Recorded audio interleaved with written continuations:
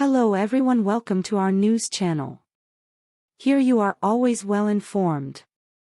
I ask you to subscribe, leave your like and thank you. There have been so many cinematic adaptations of Bram Stoker's Dracula and movies inspired by the 1897 novel over the years that it's actually quite easy to understand some of the logic behind Universal's The Last Voyage of the Demeter from director André Øvredal. There's an undeniable brilliance behind the idea of building a feature-length story around one of the most haunting and cryptic chapters from a book that's terrified multiple generations of horror lovers. But for all of The Last Voyage of the Demeter's promise and its obvious desire to bring something new and inspired to the larger Dracula canon, the film never quite lives up to its full potential due to a curious lack of outright scares or a properly terrifying atmosphere. Set in the same year that Dracula was actually published, The Last Voyage of the Demeter draws much of its inspiration from the 7th chapter of Stoker's novel, a short collection of newspaper clippings and a captain's log detailing how a small ship full of sailors was besieged and ultimately wrecked by a monstrous presence while traveling from Romania to England. Being a seasoned sailor who's spent years ferrying valuable goods on the Demeter, there's very little about the world that still truly shocks Captain Elliot, Liam Cunningham, by the time we first meet him in the movie's opening act as he and his crew are preparing to set sail once again. With Elliot having recently taken in his grandson Toby, Woody Norman, following the death of his daughter, first mate Wojciech, David Dastmalchian, the Demeter's religious cook Joseph, John Briones, and other members of the crew like Olgaran, Stefan Kapisik, all know that they're more than just colleagues to their captain. Elliot's crew is his family, and he's the key to them all making some real money transporting valuable cargo for whoever can afford their services.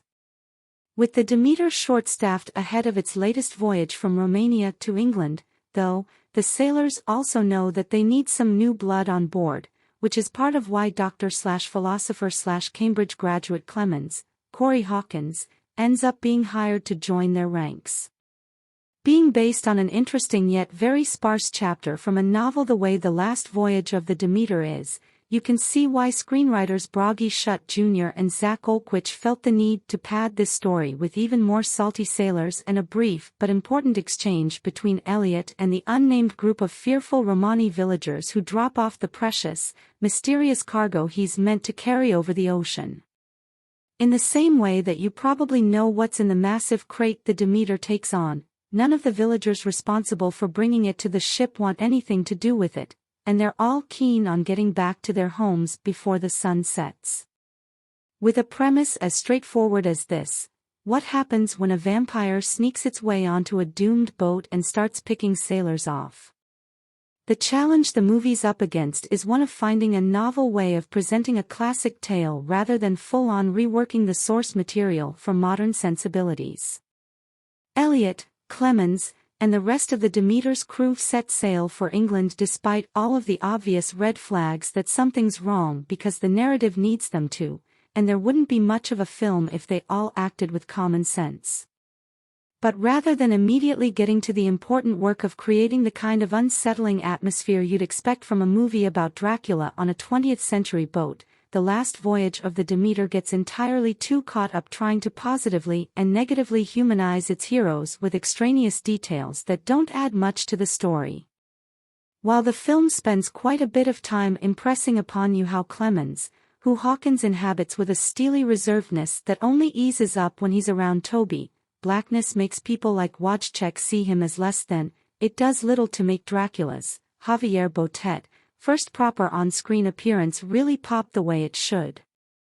Whereas Stoker's novel was able to give you a sense of the confusion, fear, and madness that gradually overtook the Demeter's crew as their journey progressed, Øvredal's film simply lays its events out without fully capitalizing on all the interesting ways it could have framed itself as a more cerebral and claustrophobic thriller.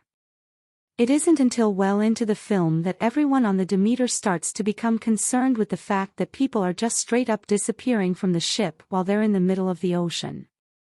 That sort of willful ignorance can work in horror films, especially when the story's done a solid job of establishing how and why people might be able to delude themselves into ignoring the obvious. Here, though, it makes the Demeter's crew seem almost comedically hapless and leaves the film feeling like it doesn't know how else to scare viewers aside from occasionally pointing the camera at a monster dripping in VFX before it tears into someone's throat. Thankfully, the film does pick up some much-needed momentum in its final third, which is marked by a wonderful sense of desperation and hopelessness that's exactly what the rest of the last voyage of the Demeter needs. It's just a shame that energy isn't more evenly distributed because, when it's present, you can see a glimpse of the truly great Dracula movie this could have been. The Last Voyage of the Demeter also stars Nikolai Nikolaev, Chris Wally, Niccolo Pacetti, and Sally Reeve. The film hits theaters on August 11th.